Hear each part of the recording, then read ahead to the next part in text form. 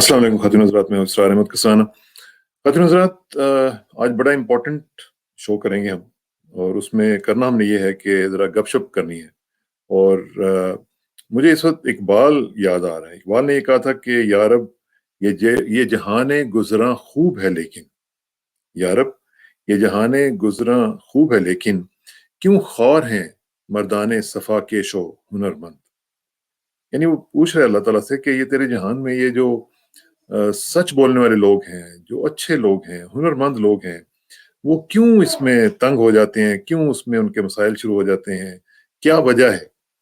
और उसकी इसी नज़्म में फिर वो आगे जाके कहता है कि अपने भी खफा मुझसे, बेगाने भी नाखुश, अपने भी खफा मुझसे, बेगाने भी नाखुश, मैं ज़हरे हिलाहिल को कभी कह ना सका कंद। यानी एक जहर को कौन कह सकता है कि ये कोई मीठी चीज है।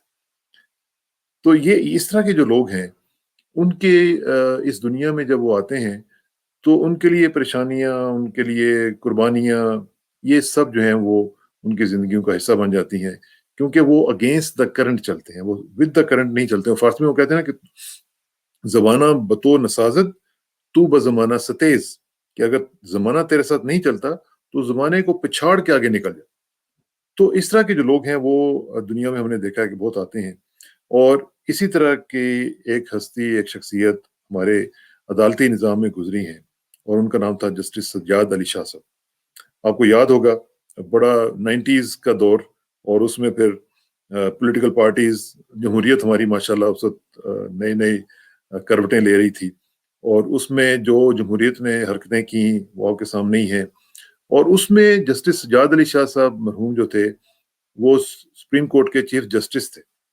वो एक बड़ी कहानी है, उसके ऊपर भी किसी वक्त टाइम मिलेगा तो बात करेंगे। आज उनके साहबजादे मेरे साथ मौजूद है, मोहम्मद अली शाह साहब। उनसे आज बात करेंगे, गपशप लगाएंगे, जरा पूछेंगे उनका क्या हाल चाल है। मैं उनसे बात करता हूँ। जी मोहम्मद अली शाह साहब, अस्सलाम वालेकुम जी। वालेकुम अस्सलाम वरहमतुल्लाहि वबरकातुहू। कैसे हैं मोहम्मद अली शाह साहब? मैं दोस्तों को जरा बता दूं कि शाह साहब जो हैं ये हमारे बड़े अच्छे दोस्त हैं, और ये मल्टी फैसेटेड पर्सनैलिटी के मालिक हैं। पता नहीं क्या से क्या करते रहते हैं, कराची में रहते हैं, और बैंकिंग के अलावा इनका बड़ा जबरदस्त जनाब मुख्तलिफ शौक हैं। आज जरा वो भी एक्सप्लोर करने की कोशिश करेंगे। तो शाह साहब, आजकल क्या हो रहा है? जो रब चाहता है वो हो रहा है। माशाल्लाह। उसकी रजा में हम राजी। जहाँ जो काम लेना है, गुलाम का काम जो है वो करना होता है, पूछना नहीं होता है।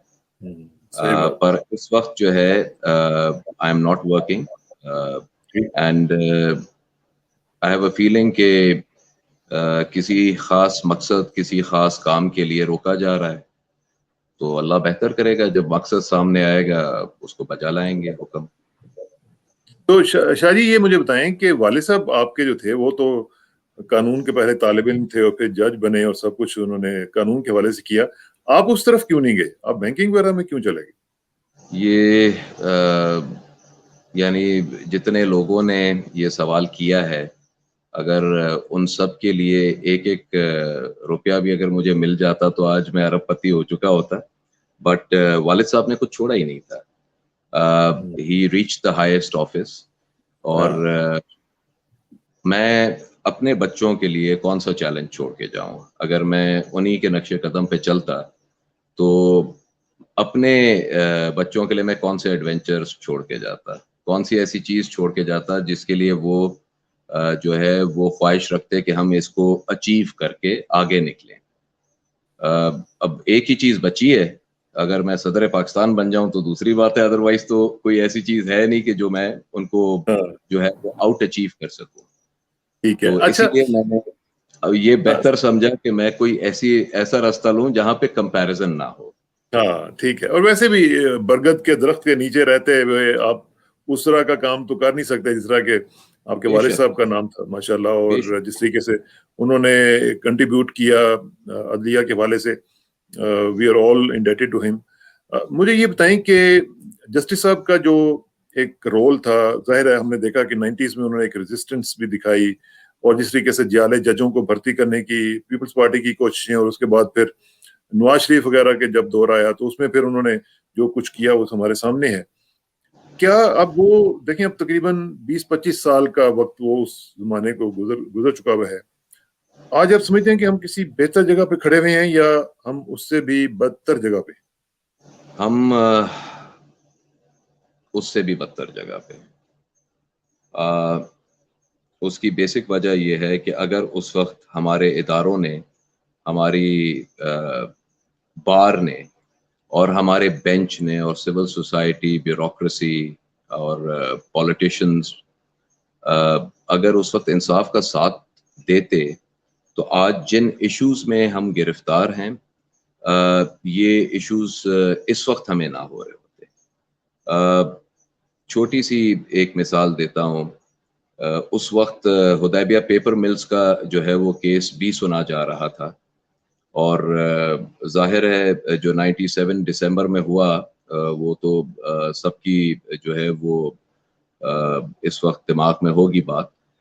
اس کے بعد سے دیٹ واز شیلفڈ اینڈ اس کے اوپر کوئی بات نہیں ہوئی. مشرف صاحب جب آئے تھے تو اسحاق ڈار کا جو بیان ریکارڈ کرایا گیا تھا میجسٹریٹ کے سامنے، وہ سارے کا سارا حدیبیہ پیپر ملز کے بارے میں ہی تھا. اینڈ اس کے بعد جو ہے وہ اکاؤنٹیبلٹی کا میرے خیال سے این آر او کے تحت جو ہے وہ سسٹم رک گیا. ابھی ریسنٹلی کچھ سال پہلے جسٹس قاضی فائز عیسیٰ صاحب نے جو ہے وہ اس کے اوپر ایک لینڈ مارک جو ہے وہ ججمنٹ دی کہ اب اس کیس کو کھولا نہیں جا سکتا، اور گیگ آرڈر بھی جاری کر دیا. بالکل. ایون دو کرمنل کیسز جتنے بھی ہیں، خواہ وہ کرپشن کے ہوں یا وہ مرڈر یا اٹیمپٹ ٹو مرڈر کے ہوں یا وہ ٹیررزم ریلیٹڈ ہوں یا کسی کے ساتھ کوئی زیادتی کی گئی ہو، ان کیسز کے اوپر ٹائم بار ہوتا ہی نہیں ہے. اور جو لوگ اس کو سپورٹ کرتے ہیں ان کے، میرا یہ خیال ہے کہ یہ الٹیریئر موٹیوز ہیں یا کسی ایجنڈا کے تحت کام کیا جا رہا ہے. اللہ بہتر کرے گا، یا تو ان کو ہدایت دے گا، اور اگر ہدایت نہیں دیتا تو پھر وہ اپنے نظام کے تحت ان سے جو ہے وہ پوچھ گچھ ضرور کرے گا. اچھا، لیکن شاہ جی مجھے ایک بات بتائیں کہ جسٹس سجاد علی شاہ صاحب کے صاحبزادے کے طور پر نہیں، ایک سٹیزن آف پاکستان کے طور پر جب آپ یہ چیزیں دیکھ رہے ہیں، اور ابھی ہم نے حال ہی میں کیس بھی دیکھا جو فائز علی قاضی فائز عیسیٰ صاحب کا جو کیس ہوا، اس کا جو فیصلہ آیا وہ بھی ہم نے دیکھا، تو کیا محسوس ہوتا ہے؟ جیسے آپ نے کہا کہ ہم اس سے بھی بدتر سچویشن میں ہیں، تو پھر کیا اللہ تعالیٰ کا تو ایک مکافات عمل کا بھی نظام ہے، اس کی جزا و سزا کا بھی اپنا ایک نظام ہے، لیکن جو دنیا میں جو ممالک ہیں، جو مختلف ممالک ہم دیکھتے ہیں، باہر کے ممالکوں میں بھی دوسری جگہوں پہ بھی، تو کچھ سسٹم بھی بنائے جاتے ہیں. کہاں پہ خرابی ہے کہ ہم اس طرح کے سسٹمز کیوں نہیں بنا پاتے ہیں کہ جہاں پہ there are a lot of people who are above the law and there are many of them who are below the law and they don't even matter. تو یہ کیا وجہ ہے، کیوں نہیں ہم اس طرح کے سسٹمز بنا پاتے ہیں جہاں پہ اکاؤنٹیبلٹی جو ہے وہ is the hallmark of the justice system? بہت آسان جواب ہے اس کا. جب میرے اپنے self interest, national self interest یا سوسائٹل سیلف انٹرسٹ پہ جو ہے وہ برتری لے جائیں گے، تو میں کیوں چاہوں گا کہ میرے ڈرائیور کا بچہ اور میرا بچہ دونوں کو ایک ہی اپرچونٹیز ملیں؟ یہ اس کا تو مطلب ہوگا کہ جو ہمارے ہاں کام کرتے ہیں ان کے بچے آگے جا کے ہمارے بچوں کے مالک بن جائیں گے. جو اس سوچ کے ساتھ پیدا ہوا اور اس کو پروان اس سوچ کے ساتھ چڑھایا گیا، پھر وہ سی ایس ایس پاس کر کے آفیسر بن کے آیا ہے، وہ حکمرانی کرنے آیا ہے، وہ سرو کرنے نہیں آیا ہے آپ کو. اسی طریقے سے جو جج صاحبان بنتے ہیں ہمارے، وہ they think they are above دا لا. جو جنرل بنتا ہے وہ بھی ابو دا لا ہے، جو آئی جی بن گیا ابو دا لا، جو ایک چھوٹا سا جو ہے وہ یونین کاؤنسل کا چیئرمین بن جاتا ہے وہ بھی ابو دا لا ہے. ان کو تو ان سب کو تو گنڈا گردی کرنے کی جو ہے چھٹی مل جاتی ہے. اکاؤنٹیبل ہم نے کسی کو کیا کرنا نہیں ہے. اگر ہم نے، اچھا دوسری بات، آپ جو انیشل کوشچن تھا وہ بڑا اچھا تھا. اللہ کا نظام تو چلیں اپنی جگہ ہے، مکافات عمل ہوگا دنیا میں بھی جو ہے وہ دیکھیں گے، آخرت میں بھی دیکھیں گے، وہ تو ان کے ساتھ ہوگا. قبر میں ہی ان کو سمجھ آ جائے گی کہ کیا کیا اور کیا برا. مگر دنیاوی طور پہ اللہ ہر چیز میں ڈائریکٹلی انٹرفیئر نہیں کرتا ہے. اللہ ایک سسٹم کو چلنے دیتا ہے. جب وہ چاہتا ہے کہ یہ نظام اب اس قابل نہیں رہا کہ اس کو برقرار رکھا جائے, تو یا کسی ظالم کو اس کے اوپر جو ہے وہ جبرن بٹھا دیتا ہے, یا اس نظام کو کمپلیٹلی تہس نہس کر دیا جاتا ہے. مجھے یہ لگ رہا ہے کہ ہمارا نظام اس وقت is tottering and it is going to fall very soon. And once it falls, there will be no constitution to safeguard those who are corrupt. ابھی تو یہ 18ویں ترمیم کے اور ان فیصلوں کے بعد بہت سارے لوگوں کو ایک دیوار مل گئی ہے جس کے پیچھے چلے گئے ہیں. جب یہ دیوار گر جائے گی اور عوام سامنے آ گئے اور یہ عوام کے ہاتھ لگ گئے, تو نہ آپ بچا سکیں گے نہ میں بچا سکوں گا. بہتر ہے کہ انسان اپنے آپ کو قانون کے ماتحت رکھے, اور اس میں ان کی عزت بھی ہوتی ہے, ان کی بچت بھی ہو سکتی ہے. ہو سکتا ہے کہ فرگیونیس اور جو ہے وہ اللہ بھی معاف کر دے. یہ تو جی صاحب بتا رہے ہیں, یہ تو ہمارا اسلامک کانسیپٹ ہے, اور ہمیں اسلام بھی یہ سکھاتا ہے کہ محمود و یاد سب برابر ہیں, اس میں کوئی فرق نہیں ہے. لیکن ریالٹی میں ہم دیکھ رہے ہیں کہ ہو کیا رہا ہے. ہو یہ رہا ہے کہ ہمارے ججز جو ہیں وہ ابو دا لا ہیں. ابھی جو ریسنٹ فیصلہ آیا ہے قاضی فائز عیسیٰ صاحب کا, اس میں تو طے ہو گیا نا کہ اس میں طے ہو گیا کہ آپ ان سے پوچھ بھی نہیں سکتے, ان کی بیگم سے بھی نہیں پوچھ سکتے, آپ ان کے کسی گھر کے کسی فرد سے نہیں پوچھ سکتے کہ آپ نے کیا کیا ہے. تو مجھے صرف یہ بتائیں کہ جب یہ چیزیں ہوں گی تو کیا یہ معاشرہ اسلامی, کیا ہم اس کو کہہ سکتے ہیں اسلامک ریپبلک آف پاکستان؟ کیا ہم اس کو کہہ سکتے ہیں کہ یہ چلیں کچھ بھی نہ کہیں, اسلامک بھی نکال دیں, کم از کم ریپبلک کے لیول پہ ہی لے آئیں؟ کیا یہ ریپبلک ہے؟ سر بنانا ریپبلک تو ہم ہیں, ٹھیک ہے, یہ تو ڈن ہے. We are a banana republic, let's call a spade a spade. اچھا, دوسری چیز یہ ہے کہ دو اینگلز ایسے ہیں جو ہم نے کنسیڈر, آپ نے جو سوال کیا تھا اس میں ہم نے کنسیڈر نہیں کیے. ایک, جن جج صاحبان نے یہ فیصلہ دیا ہے ان کے حق میں, کیا ان میں سے کسی کے خلاف سپریم جوڈیشل کاؤنسل میں کوئی ایگزسٹنگ کیسز اسی قسم کے ہیں یا نہیں. دوسرا, کیا الٹیمیٹلی ان کا جسٹس قاضی فائز عیسیٰ کا پہلا فیصلہ بھی تو نواز شریف کے ہی حق میں تھا نا, کہ نواز شریف اور اس کے خاندان سے نہیں پوچھا جاتا. تو کیا یہی پلی نواز شریف اور ان کی بیٹی محترمہ مریم نواز صاحبہ جو ہیں وہ بعد میں لیں گے کہ جب آپ ایک جج سے اور اس کے خاندان سے نہیں پوچھ سکتے تو آپ وزیر اعظم اور اس کے خاندان سے کیوں پوچھ سکتے ہیں؟ بالکل ٹھیک ہے. What is right for Jack should be right for Jill as well. بالکل بالکل. تو مجھے یہ لگ رہا ہے کہ کچھ جو ہے وہ سیڑھیوں کے جو ہے وہ زینے لگائے جا رہے ہیں تاکہ کوئی ان پہ چڑھ کے اوپر پہنچ سکے. باقی آپ خود جو ہے وہ دنیا کو جانتے ہیں, سمجھ جائیں گے. لیکن وہی بات ہے نا, بات تو وہ ہے کہ جب آپ انصاف کی بات کرتے ہیں اور جب ترازو باہر لگا ہوا ہے اور اے دلو کا لفظ ہم پڑھتے ہیں کہ عدل کرو, تو پھر عدل, اب دیکھیں نا, مجھے کئی دفعہ خیال آتا ہے کہ فار ایگزامپل ابھی کیس ایک لگنے والا ہے جسٹس شوکت عزیز صدیقی صاحب کا, وہ بیچارے 3 سال سے انصاف کی توقع لیے بیٹھے ہوئے ہیں, ان کو برطرف کر دیا گیا, چلیں جس طرح بھی کیا گیا وہ اس کو لہذا, لیکن کم از کم ان کا کیس آپ لگائیں, ان کی بات سنیں, ان کی ریٹائرمنٹ ہونے والی ہے. آپ تو اپنے ججز کو انصاف نہیں دے رہے ہیں, اپنے لوگوں کو کیا انصاف؟ 3 سال کی آپ نے بات کی کسانہ صاحب, ٹھیک ہے. دسمبر 1997 میں میرے والد کو جبرن ریٹائر کیا گیا. مئی 2010 میں ان کا پینشن کا کیس افتخار چودھری صاحب نے ڈیسائیڈ کیا. کتنے سال ہوئے؟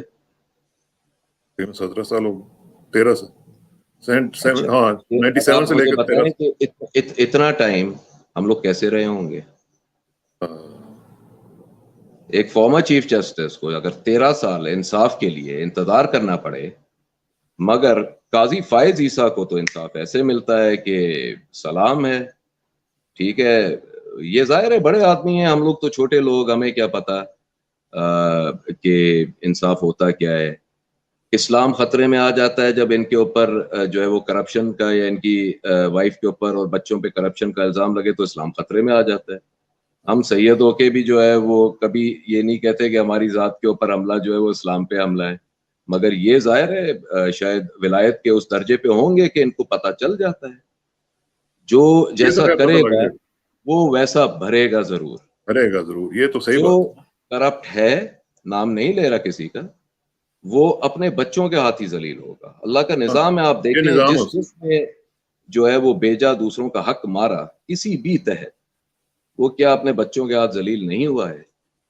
ذلت تو اس کے مقدر میں لکھ دی گئی ہے, دنیا میں آخرت میں دونوں, مگر دنیا میں اپنے بچوں کے ہاتھ, اپنے بچوں کے ہاتھوں. اور دیکھیں نا, لوگوں کے جنازوں میں لوگ شریک نہیں ہو پاتے ہیں اپنوں کے, آپ اندازہ لگائیں. آپ یہ سوچیں, مجھے یعنی میں پاکستان کا جو سسٹم ہے اس سے اتنا خائف ہوں اس وقت کہ میں آپ کو جو ہے الفاظ میں بیان نہیں کر سکتا. نواز شریف ایک کنوکٹڈ کرمنل, اس کو لاہور ہائی کورٹ, اب لاہور ان کے پاس, نواز شریف کے پاس کون سی گیدڑ سنگھی ہے مجھے پتا نہیں ہے, مگر لاہور ہائی کورٹ سنڈے کے دن بغیر مدعی کے ہوتے ہوئے جو ہے وہ ان کو ریلیف دے دیتی ہے, بیل سب کو مل جاتی ہے لائن سے. اس کے بعد ان کو نکال دیا جاتا ہے. جو حکومت کا صحیح فیصلہ تھا کہ آپ ان کو جو ہے وہ کسی جو ہے وہ سیکیورٹی کے تحت 7 ارب کی بات کی تھی, ہاں, تو کوئی ان سے ضمانت تو پوچھا جاتا ہے, جج صاحب پوچھتے ہیں کہ آپ کیا ان کی گارنٹی ان کی زندگی کی دے سکتے ہیں؟ جج صاحب سے اگر میرے جیسا کوئی وکیل ہوتا, اور اللہ کا شکر ہے کہ میں وکیل نہیں ہوں, تو میں پوچھتا کہ آپ کے پاس گارنٹی ہے اپنے اگلے جو ہے لمحے کی, کہ آپ دوسروں سے گارنٹیاں مانگ رہے ہیں؟ چھوٹی سی بات ہے, یہ کس قسم کا سوال ہے کہ آپ کسی سے پوچھ رہے ہیں. اچھا, دنیا کتنے سارے ایسے ہمارے بیچارے مرغی چور, سائیکل چور, سبزی چور ہوں گے جو انڈر ٹرائل مر چکے ہوتے ہیں 10-10 سال جیل میں رہ کے. یہ کوئی آسمان سے آیا تھا, کوئی اللہ کا ولی تھا, کوئی اللہ کا پیغمبر تھا کہ اس کی زندگی اتنی امپورٹنٹ ہے, باقیوں کی زندگی امپورٹنٹ نہیں ہے کیا؟ یہ تو یہاں پہ تو حکومت جو ہے وہ خان صاحب کی جو ہے وہ ایٹ فالٹ ہے کہ انہوں نے یہ جو ہے وہ ٹریٹمنٹ ان کو دی کیوں؟ زیادہ سے زیادہ کیا ہوتا, ان کو کہا گیا کہ ایک اور بھٹو بن جائے گا, تو بن جانے دیتے, کیا فرق پڑتا؟ زیادہ سے زیادہ یہ جو ہے وہ انتقال کر جاتے جو ہے جیل میں, تو کون سی ایسی بڑی بات ہے؟ 10,000 قیدی تو ہر سال جو ہے وہ ہمارے انتقال کر جاتے ہیں, اگر یہ بھی انتقال کر جاتے سو بی اٹ. ان کو اتنا پریفرنشل ٹریٹمنٹ کس لیے دیا جاتا ہے؟ اور اس میں جو سب سے بڑی دکھ کی بات ہے وہ یہ ہے کہ جو ہمارے ادارے ہیں وہ بھی اس میں شریک ہیں, اور وہ بھی اس بارے میں جو کہتے ہیں نا کہ to put their foot down, وہ بھی اس لیول پہ نہیں آ رہے ہیں کہ کب جا کے ان کو یہ پتا چلے گا کہ یہ لوگ جو ہیں کس طریقے سے انہوں نے ملک کو تباہ و برباد کیا. فائنینشیل ٹیررزم جو ہے وہ سب سے زیادہ یہ لوگوں نے کیا, اور آج جو ہم بھگت رہے ہیں, اور ہمارا ایک ایک پاکستانی شہری جو ہے بھگت رہا ہے, وہ ان کی وجہ سے. ایک کہاوت ہے کہ مومن اگر کسی جو ہے ہول کے اندر کوئی سانپ ہو تو کہا جاتا ہے کہ ایک ہی چھید سے 2 بار نہیں ڈسا جاتا. تو اب آپ خود اندازہ لگا دیں کہ 4 بار تو یہ لوگ ڈس چکے ہیں, تو جنہوں نے ان کو ریلیف دیا تھا کیا وہ مومن تھے یا نہیں؟ صحیح بات. باقی اچھا, اب ذرا تھوڑا سا مجھے یہ بتائیں جی کہ عمران خان صاحب کی اپنی حکومت کا تھوڑا سا ذکر کیا. اس وقت ہم دیکھ رہے ہیں کہ گینگ اپ ہو چکا ہوا ہے, پورے کا پورا جو مافیاز کا جو نظام ہے, پورا جو سسٹم ہے وہ گینگ اپ ہو چکا ہوا ہے عمران کے اگینسٹ. اب عمران خان کی جو گورنمنٹ ہے اس کو آپ کس لیول پہ دیکھ رہے ہیں, اور کیا اس کی فیلنگز ہوں گی؟ کیونکہ میں اکثر وہ کوٹ کرتا ہوں مارکس اوریلیس کو, کہ جس نے یہ کہا تھا کہ جب ایک بندے کے اگینسٹ سب لوگ گینگ اپ ہو جائیں اور اس کے مارنے کے لیے تل جائیں, اس کو اور ختم کرنے کے لیے تل جائیں, تو وہ ایک بندے کا ساتھ ضرور دینا. ٹھیک ہے نا؟ تو اب کیا کیا جائے, کس طریقے سے یہ جو گورنمنٹ ہے یہ کیسے پرفارم کیسے کر سکتی ہے؟ اس کو تو کرپل کر دیا گیا. ٹھیک ہے. اچھا, پہلی چیز تو یہ ہے کہ میں اپنی پرسنل ویو آپ کو بتا رہا ہوں. I think Khan is by far relatively the cleanest politician in South Asia. ٹھیک ہے, ساؤتھ ایشیا ہاں, انڈیا میں آپ کو کون سا کلین پالیٹیشین مل رہا ہے, افغانستان میں کون سا مل رہا ہے, بنگلہ دیش میں کون سا مل رہا ہے؟ خان از دا کلینسٹ. ٹھیک ہے, فائنینشلی جو ہے وہ ہم بات کر رہے ہیں. انفارچونیٹلی 2 چیزیں ہوتی ہیں جو میرا خیال ہے کہ ایک کسی بھی گورنمنٹ کو سکسیسفل بنانے میں بڑا جو ہے کردار ادا کرتی ہیں. ایک ان کا ویژن کیا ہے, جس میں شارٹ ٹرم ویژن کیا ہے which we would say is less than 1 year, medium term vision which is up to 3 years, and long term, क्योंकि for a government a long term vision is 5 years, 5 साल से तो ऊपर हमारा term ही नहीं होता. I see that absolutely not there in Khan साहब हुकूमत. दूसरी चीज ये है कि विजन के साथ साथ आपको गवर्नेंस चाहिए होती है. एक जमाने में बहुत पुरानी बात है, I don't know whether a lot of people would even know about it. In the early 80s, Margaret Thatcher was the Prime Minister of England. और supposedly उनका मीडिया ये क्लेम करता था कि वो she was a very simple woman. That means कि she was not very astute or street smart. तो उन्होंने जो है वो उनसे एक इंटरव्यू में सवाल हुआ कि miss madam Thatcher, madam prime minister, we know that you are not very bright, but you have put this, I think, Secretary Finance, who is supposed to be a very bright person. How did you manage it? So her answer was, who do you think put him there? I know my limitations. I know that this is beyond me. So I would choose the best person for the best job. I see that missing in Khan Saab's government. I feel he, under pressure or for whatever reason, he is being misled by a lot of people within the cabinet, within the Prime Minister's house, within the bureaucracy. And he needs to take stock of who has been cheating him, because I find it very hard to believe that he has not realized अब तक कि उसको कौन cheat कर रहा है. He knows कि कौन cheat कर रहा है. And I believe कि we should not push him to the level where he goes hell for leather. और वो ये जो कहा जा रहा है कि वो असेंबलियां तोड़ सकते हैं और वो नहीं, मगर असेंबलियां तोड़ के क्या कर लेंगे वो what's he going to achieve? It's going to be either Nawaz Sharif's family which will come back into power, or Zardari's clan, or maybe both. How is that going to help Pakistan? Why doesn't he remove Buzdar? What has Buzdar done in Punjab that he's the chief minister there? ये तो खैर मेरे पास भी कोई जवाब इसका नहीं है. Even though I morally support IK, not PTI nor his government, but I morally support IK because he's the cleanest of the lot. We don't have another choice per se. Now he needs to, pull up his socks, and he needs to start delivering on the promises that he has made. चलें यहाँ पे तो लोग भूल जाते हैं 5-10 साल बाद. What's he going to do in the hereafter? क्या वहां पर भी promises खत्म हो जाते हैं? क्या आपने जबान दे दी, मर्द की जबान, मोमिन की जबान एक होती है. आपने कह दिया, या तो आप इसका कफारा दें, और अगर इन्होंने कफारा दिया तो उनको बनी गला बेचना पड़ेगा, क्योंकि माशाल्लाह एक से एक कफारा निकलेगा इनका.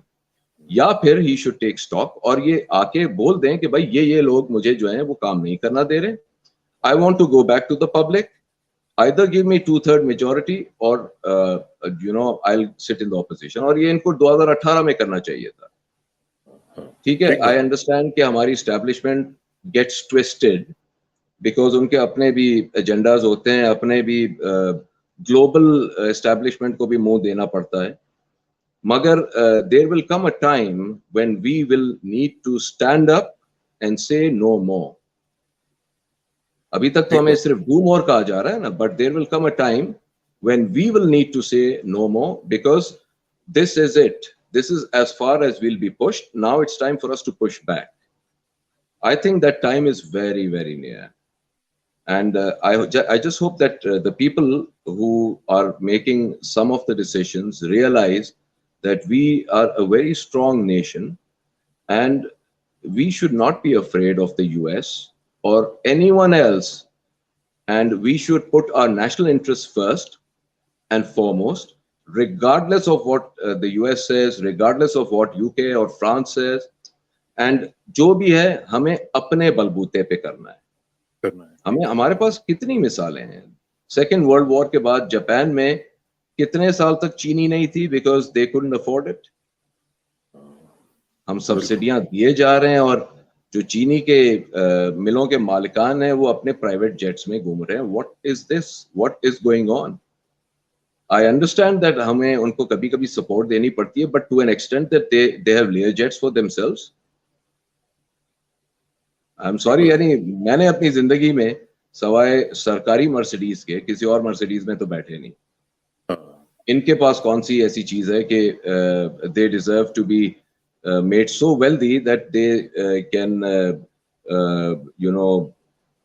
get their way with the bureaucracy, with the politicians, with the armed establishment, everyone. Practically everything, everybody. تو پھر یہ this is something that we need to take stock of, and ہمیں یہ فیصلہ ایک once and for all کرنا پڑے گا. دیکھیں, parliamentary Westminster form of democracy is not delivering here. We are a tribal clannish society. یہاں پہ یہ ون مین ون ووٹ جو ہے وہ ایک تو چل نہیں رہا, دوسرا پچھلے 40 سال میں اس کو اتنا ابیوز کیا گیا ہے. 2017 میں میرے والد صاحب کا انتقال ہو گیا. 2018 کے الیکشن میں جب میں ووٹ ڈالنے گیا تو مجھے بتایا گیا کہ آپ کے والد صاحب جو ہے وہ تھوڑی دیر پہلے ووٹ ڈال کے گئے ہیں. تو میں نے کہا یار مجھے بڑا دکھ ہوا, مجھے تو موت کا انتظار کرنا ہے ان سے ملنے کے لیے. اگر مجھے پتا ہوتا میں 10 منٹ پہلے آ کے ان سے مل لیتا. تو اب اس سے زیادہ میں کیا بولوں. 2013 میں جب ہم گئے تو ہمیں بتایا گیا کہ ایم کیو ایم کی طرف سے ہمارے جو ہے وہ ہمیں زحمت کرنے کی ضرورت نہیں تھی, ایم کیو ایم نے ہماری طرف سے ووٹ ڈال دیے. تو ہم تو ساری زندگی کراچی میں ہی بیسکلی رہے ہیں نا. تو کراچی کا وہ زمانہ بھی ہمیں یاد ہے, ارلی 80s کا, لیٹ 70s کا, جب گیٹ کھلے ہوئے ہوتے تھے اور دوسروں کے بچے آپ کے گھر میں بھی آ جاتے تھے. امریکن ایمبیسی کے ساتھ ہم لوگ رہتے تھے. امریکن ایمبیسی کا گیٹ بند نہیں ہوتا تھا. آپ بائک سائیکل پہ جو ہے امریکن ایمبیسی کے اندر گھوم پھر کے واپس باہر آ جاتے تھے. آج کل کسی کو ہم یہ سمجھائیں وہ مانے گا؟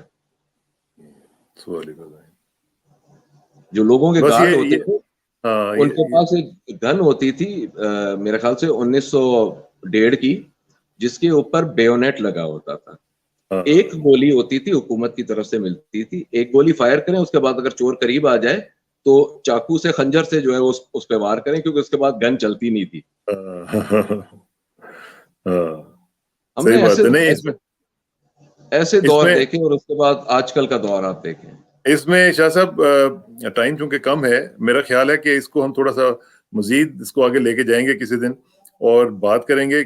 کراچی اور سندھ کی بھی بات کرنی ہے آپ سے, کیونکہ آپ تو وہاں پہ رہتے ہیں, اور یہ بھی دیکھنا ہے کہ جو کراچی کی حالت ایک زمانے میں جس طرح بھی آپ بتا رہے ہیں, وہاں سے آج کا جو کراچی ہے وہ کیسے پہنچ گیا ہے, اس کے اوپر بھی ایک تجزیہ کریں گے, اور ساتھ ساتھ دوسرے معاملات کو بھی ذرا زیر بحث لانے کی کوشش کریں گے.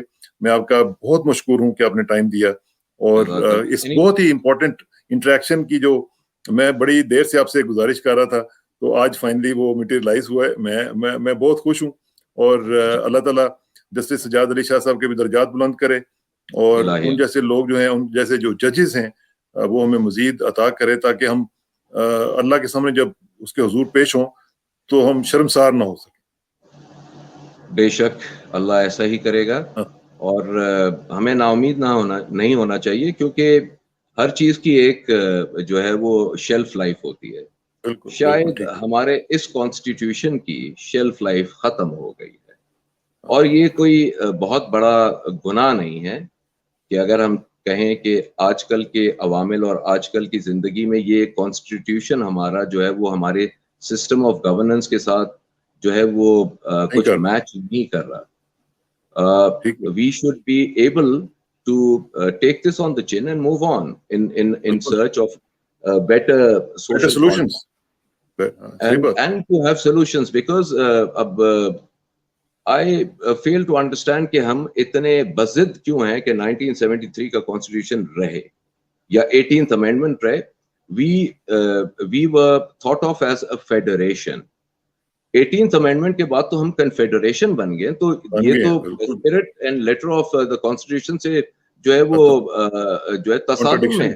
بالکل صحیح بات. Why I don't understand why supreme court تو ہر چیز کے اوپر جو ہے سو موٹو لے رہی ہے, اس اتنی بڑی فلا کے اوپر سو موٹو کیوں نہیں لیا جا رہا ہے؟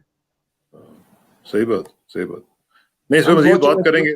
اس پہ بالकुल بات کریں گے اور دیکھیں گے کہ نیا سوشل کانٹریکٹ جو ہے وہ کیسے آ سکتا ہے اور کس طریقے سے ہم اس میں سے نکل کے ذرا آگے بڑھ سکتے ہیں. بہت بہت شکریہ شاہ صاحب, انشاءاللہ آپ سے رابطہ رہے گا. to have اور آخر میں دعا کہ میری عزت کے لیے کافی ہے کہ میں تیرا ہی بندہ ہوں, میرے فخر کے لیے کافی ہے کہ تو ہی میرا پروردگار ہے. تو بالکل اسی طرح جس طرح میں چاہتا ہوں مجھے بھی اسی طرح بنا دے جس طرح تو چاہتا ہے. سپردم بتمائے خیشرا تو دانی حساب کم و بیشرا. مجھے اشراق کو محمد علی شاہ صاحب کے ساتھ اجازت دیجیے. جلدی ملاقات ہوگی انشاءاللہ. اللہ حافظ. خدا حافظ.